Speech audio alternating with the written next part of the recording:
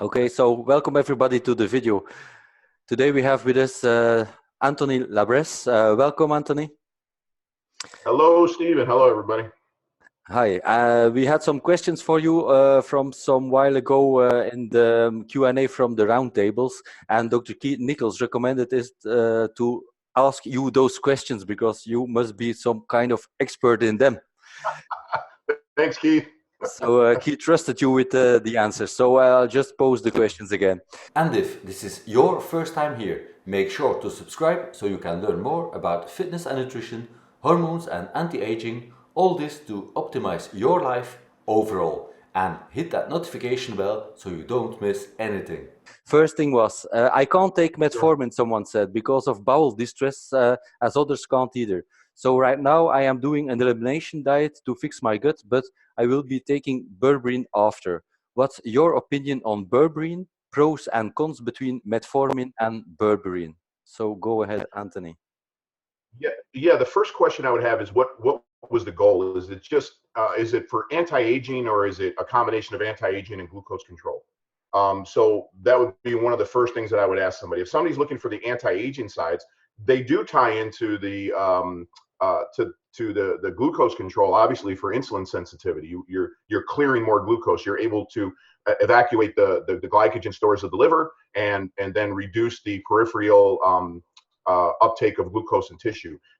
That's a double-edged sword for many, but if you talk to many in the bodybuilding exercise community that have used metformin, most report very favorable benefits of a flexible metabolism. So they can burn glucose properly, the oxidation of glucose versus ketones. They can be very metabolically flexible, which opens up a lot of doors for them. They're not the negative studies that we've just seen, and we'll get to it with metformin, pretty much they're showing some issues with mitochondrial respiration. Or the question becomes, the experts are still out. The TAMES trial should elucidate this, but is it really a toxic effect on the mitochondria? So the negative reports recently that came out in 2018 are pretty much speaking to mitochondrial inefficiency, or can it lead to damage? Is it a toxic to the mitochondria? Knowing the people that I know that have been on metformin the years that I've known them, and not seeing any deleterious effects other than the ones that we'll talk about, which can easily be overcome. I would really be shocked to see something come out of the TAME trial that is contradictory or toxic, that would stop people, experts even, from using it. Some of the smartest people in the world, David Sinclair, PhD, Peter Attia, MD, some of the smart minds that we have, the younger minds in the game that have been studying it, still take metformin. Even though that 2018 study came out, they're still taking it. Now, I know Peter changed his dosing to a PM dosing versus an AM dosing because he exercises in the morning. So just in case, in the event, the timing of his taking the medication has changed until more studies come out. But his dosing, to my knowledge, is the same. David Sinclair is, Harvard educated, runs huge teams. He was pretty much at the foundation of nicotinamide riboside NR for NAD, NADH conversion. So, very, very smart people, and much smarter than I'll ever be, that he takes a gram a day. If you can't get as smart as those folks, I would say that to follow their recommendations is not necessarily a bad thing. You're more educated, again, than I'll ever be. So now, if I've taken berberine, so let me back up. In my functional medicine world, a lot of practitioners, especially a few years ago, were taking berberine. That was the be-all, end-all. What many folks realized, and me as a practitioner as well, is that the results were variable. As we're metformin, the results are more predictable. And I think that just comes down to the lack of standardization. There's no, where you're sourcing your material from is going to have a huge impact on your response to it. So it's going to be up to the people out there that are listening to do their due diligence and actually test their berberine, test your glucose response. Do a 2-hour in-home glucose tolerance test. Take a 75-gram carbohydrate load, test it fasting, eat the potato, eat your berberine. come back and see if that has an effect 1 hour, 2 hours, 3 hours if you come back down to baseline. Faster you get down to baseline, hopefully, my clients, my goal is in the 80s, you know, a fasted glucose level, that's good. And I also would also recommend that glucose is the last thing to dysregulate. So when people are just looking at glucose from the at-home meters that they're using, taking their blood, they have to understand that the insulin, the pancreas will show signs of impediment or deficiency long before glucose ever dysregulates. The pancreas will try and keep up and clear that glucose from the system and do what it does, because we can't be swimming in constant glucose for our endothelial systems. It's obviously not a good thing, and for our nerves. So the pancreas is keeping up, processing this glucose, moving it in and out of cells, moving it in and out of the liver. And we want to make sure that that system is responding appropriately. But unfortunately in the States, and I'm not sure where you are, fasting insulin level used to be standard decades ago on a regular panel that physicians used to run. Well, I think it's about 15 years now, the insulin mysteriously came off of that panel for many physicians.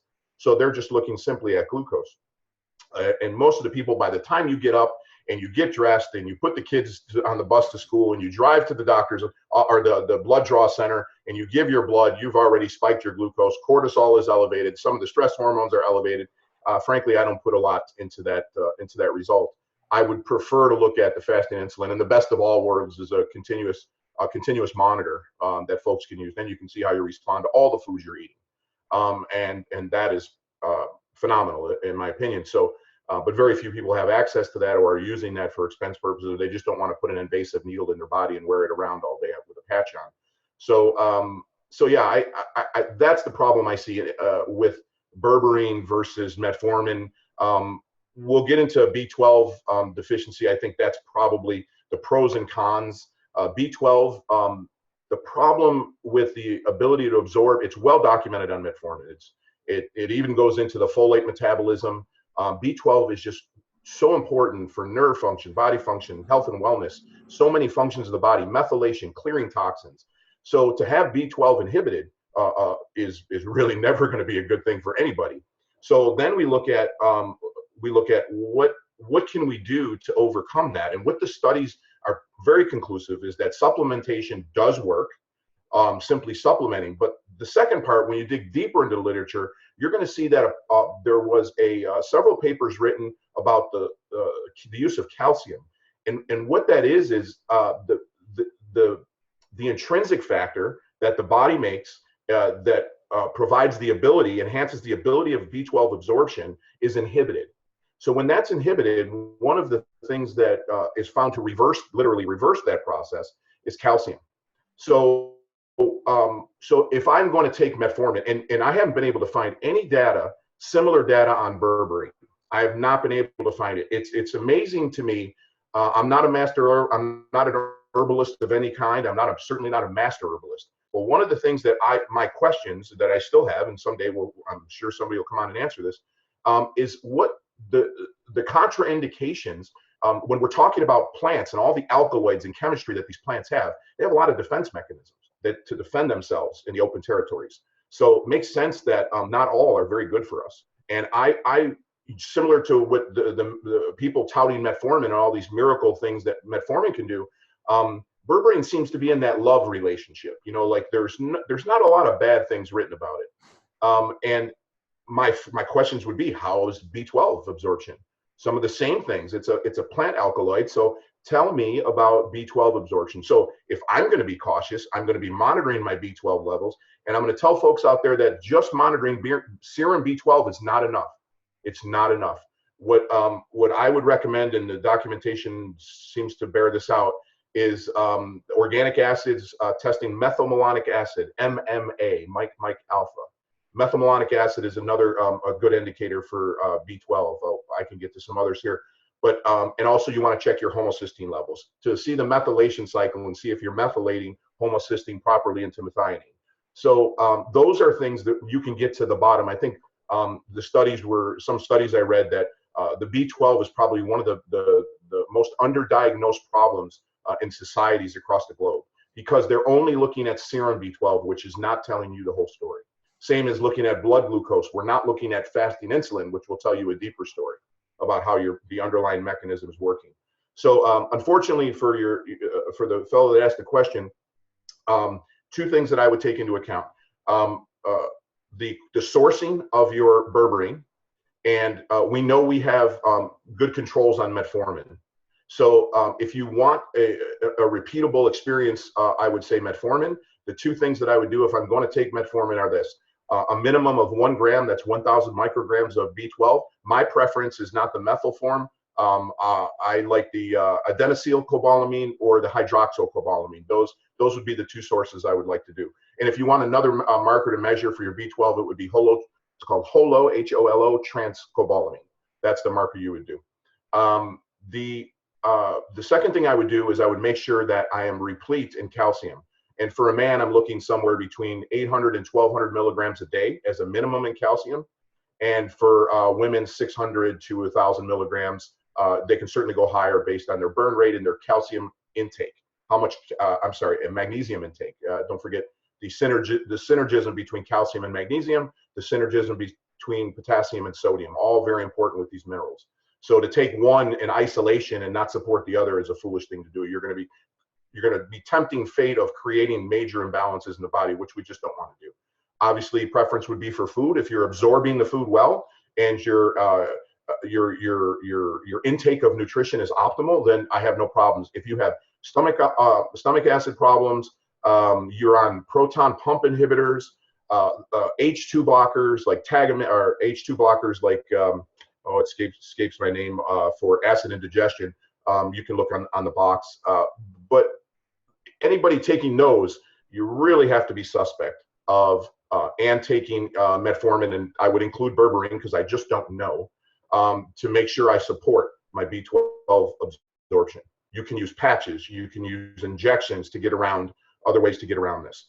So just be smart about using it, and that would be my long answer to the question. Okay, thank you so much. It was very insightful. Thanks. Okay, let's skip to the second question, and that's all about ashwagandha. So the question is double, actually, two questions. Any correlation between shbg and ashwagandha? Does it boost testosterone naturally? And second question was, does ashwagandha increase LH production? And are there long-term reasons not to take it? I love ashwagandha, and as I showed you earlier, I take it personally. I have it here as pure encapsulations, good brand, popular. Well, they meet all some of the highest standards in the United States for their supplementation. Here's what I found. Okay, I couldn't find a direct correlation of SHBG, but I found the indirect correlation to it, and I would say this: testosterone could rise for one of two reasons. Cortisol is lowering, thus promoting a testosterone rise. So think about the seesaw. You know, you have the seesaw effect in trying to find balance in the body. One of how ashwagandha is impacting the body is it's regulating the stress response. It's working from the hypothalamus to the adrenal glands and that axis of stress. So when you can modulate that stress response, it's almost my response to ashwagandha is something that would normally take me and really make me irritable, really make me upset, something somebody did. When I take my ashwagandha, and I'll dose 300 milligrams twice a day, AM, PM dose, those things just don't bother me. You know, I might notice them and say, oh, that person did that again, but it just doesn't bother me. My stress, my response to that problem that I see, to that issue is just so much muted, where it just doesn't bother me. And anytime that you can remove the stressors from life, or the perceived stressors, that's normally a good thing. So I would say that by impacting the reduction of cortisol spiking in that stress response, to include epinephrine, norepinephrine, so adrenaline, noradrenaline, anytime that you can mute that is a smart thing to do, as long as there's no other contraindications of such, depending on what type of drug or supplement you're using. So we know that cortisol is catabolic. We know that testosterone is anabolic. So the net result of that is by bringing that stress down and you're bringing down the catabolism of the body, you may alternatively bring up testosterone. Because what we see in my world of functional medicine and functional health coaching is the people that are the most stressed, that are driving these stress responses continuously, have the lowest of the productive anabolic stress hormones. So it's just one goes up, the other one goes down. So there is a response when we need that fight or flight response, but to have it chronically every day, all day, very, very counterproductive. The other things, SHBG is lowered if you're freeing bound testosterone. So that's logical. So, how do we treat elevated SHBG in the hormone replacement world? We give more testosterone. That's what you do. So if you're freeing it up, and you can use other herbs as well. If you want to use the herbal route, if people are so concerned about SHBG, I would encourage them not to be so concerned about it, that frankly. And we know this. I mean, I know it. I can tell you intuitively, but all the men that I've monitored and all the women and the dynamics and the different types of hormone replacement, to sit and focus on SHBG is a waste of your time, in my opinion. Get into a productive, well-managed hormone replacement system and let us know how you feel. And let's talk about that. I have been told two things about SHBG recently. Danny Bossa, he said he was taught by Dr. Eric Serrano that we never should try to lower SHBG because that was correlated to higher mortality rates. And the other thing, Mike Cox is from Balance My Hormones in London. He said he has written a chapter in a book, I don't know whose book, maybe Jay Campbell's book, I don't remember, about especially lowering SHBG to free up more free testosterone, for example, with Proviron, for example. Sure. So that's two things. One said not to lower it, and the other tried to lower it. So what's your opinion?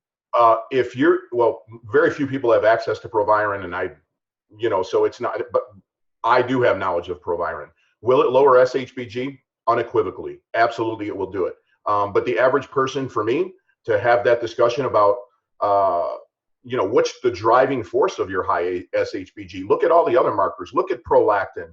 Make sure that prolactin is not super elevated. These things don't work in isolation. They work in harmony with each other. So to say I'm going to address one thing, just the SHBG because I don't like the number. Like I had a fellow call me today that he said his DHT was too high. His DHT was a 107. And with us folks that are on creams, that's nothing compared to the DHT levels that we run. I'm doing just fine. I still have my hair, although in my mid 50s, it might be thinner than it was. It's still here. And if you're subject to genetic predisposition of male pattern baldness, you're probably going to have that. There's plenty of strategies you can try. And I'm hopeful with hearing a lot of things about the peptides that are about ready to come on the market. So I'm very optimistic about some of that for folks to be able to get their hair back or maintain what they have at least. But yeah, as far as prolactin, it absolutely does work. Proviron absolutely will lower SHBG, no doubt about it. But I just, for us folks in the hormone replacement realm, I just don't see that it's a necessity at all. And again, many people are just not going to have access to it. So it is used illegally as a performance enhancing substance, is it? Yeah, oh, for sure. Well, yeah, it's it's been around a long time. It's been used by a lot of the old pros, and a lot of folks still use it. But these are, in my opinion, these are mostly people driving the numbers that we just don't talk about. Things that we don't do. I mean, everybody wants to experiment. I've experimented in my lifetime. I had that time when I wanted to find out about nandrolone. I had to find out about nandrolone because I kept hearing so much about it. One of the things that I always say is, well, okay, I've heard all I want to hear. Now I'm going to do it myself. And I'm going to find out how I respond. So I can, that's why listening to Jay and all of his metformin experiences and Jim Brown, these folks have been around the block a long time. They've been using the products for a long time. And those are the people that I really want to listen to, not somebody who found just that one piece of literature, but's never tried it, has no experience, or doesn't manage men or women that are using them routinely. That's you might as well, a clinical database is so invaluable to have a full clinical database of clients that are reporting back to you. So it's just the one question you asked, does it increase LH? And and long-term reasons why to use it or not to use it. And that's the ashwagandha. It improves both sperm quality as well as reproductive hormonal profile by acting through direct and indirect pathways, respectively, in the direct oxidative defense pathway. It reduces oxidative stress, improves the antioxidant potential in the seminal plasma, really important, whereas through the indirect antioxidant defense pathway, so indirect and direct, it prevents the stress-induced cortisol-mediated decrease in testosterone, which we talked about. It exerts an inhibitory action of prolactin on sperm production.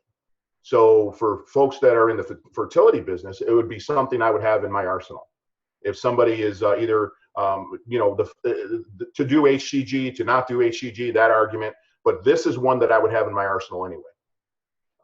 And the normalization of the cortisol levels in the treatment group was also accompanied by an increase in testosterone and LH levels, along with a decrease in FSH and prolactin. And I have the study here. I think you have it on your document, so you can go ahead and post that in your show notes if you like. Yeah, I'm sold on it. I've used it for about 2 years. I have nothing poor to say about it. I do microbiome testing, so I get to look at my own microbiome every year. I've been on metformin for 1 year at 1 gram to 1.5 grams a day. I haven't really thought of trying again berberine, because I did it several years ago with my results varied.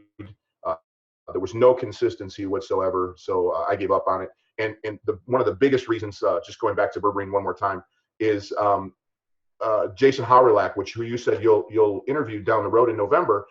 Jason is on record saying he did his PhD thesis on this, on studying the microbial effects of this herb, and found out that high dose long term, and I believe it was 2 grams or 1,500 milligrams, one of the two, for long term, which would be I think 3 months, 12 weeks, almost eradicated and wiped out bifidobacteria. And the bifido, for many reasons, are not a species that you want to wipe out or eradicate. You have vitamin K production, B vitamin production, a lot of good things happen with bifido. So one of the other things that I was going to throw in with the berberine discussion is I would, if you plan on taking berberine, cautiously optimistic about you taking some bifido supplementation as well. So support the pathway, support the microbiome. I know that most people aren't doing microbiome testing, but to put multiple species of bifido, good productive species of bifido, when you're taking that type of supplementation, I think is a wise thing. So I would hope to encourage that with the berberine supplement folks. Okay. Thank you so much. I learned a ton, so I guess the viewers will as well. Okay. Awesome. Anything other to add, Anthony? Yeah, I just had a little bit on ashwagandha. If you're going to do ashwagandha, my recommendation, the peer review studies, KSM 66 is the version that you want. It appears to be a GABA agonist, so the sense of calming is really important. Contradictory reports regarding thyroid impact levels. So I recommend a thyroid panel twice a year. I do that anyway on myself proactively. Look at your thyroid, make sure you're measuring free T3. Caution for pregnancy or breastfeeding. There's always a cautionary when somebody's pregnant or breastfeeding, so keep that in mind. And caution for low blood pressure. If you take your blood pressure too low. If you already have ulcers, there's a contraindication. If you have an autoimmune diagnosis, I would watch closely to see if your symptoms change. So take a diary. I always encourage folks, whenever you're introducing any new medication or any new herbal treatment, it doesn't matter, all the great things that people say about it, doesn't matter. It's how you're responding. So pay attention, listen to your body. Take a diary. I started metformin today at 500 milligrams AM, 500 milligrams PM.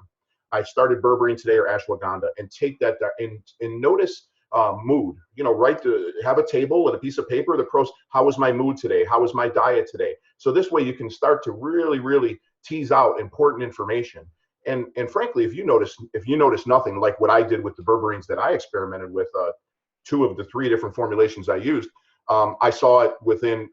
The most I give it is 60 days. If after 60 days I'm not feeling what is purported to be the calming effects, then I just won't use it anymore. You should have a response. Okay. Can ashwagandha be taken together with GABA in the evening?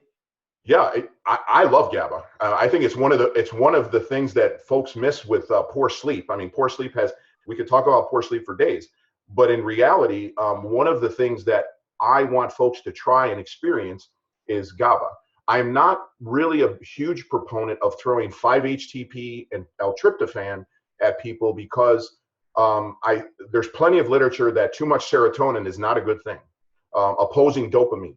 So in my opinion, I don't like necessarily throwing 5-HTP or L-tryptophan at somebody. One of the things I will try with them is GABA supplementation. It's extremely safe in my opinion, and there's a couple of contraindications, but that's for a deeper discussion. But 250, 500, 750 milligrams is normally very safe, and take it about an hour before you desire to go to bed, and see how you respond to it. When you combine, and we've talked about, I think, L-theanine before, kind of the magic, where the magic happens in my world for people is L-theanine as a calming relaxant, GABA, magnesium, and melatonin. When you take that combination, magical things start to happen for folks, and folks that haven't slept in years, high drivers, the people with busy practices, and managing children and wives, and all the other things, normally respond to that. It's just a matter of titrating your proper dose. If they're constipated, the magnesium citrate works really well to loosen up their bowels, brings more water, sequesters into their intestines, so they can loosen up their bowels. It's just a win-win. So I would encourage people to try GABA. I think it's really important. Okay, thank you so much, Anthony. So let's close up the discussion here, and yeah, I'll thank you again, and talk to you later. Nice seeing everybody. Take care now. All the best. Thank you.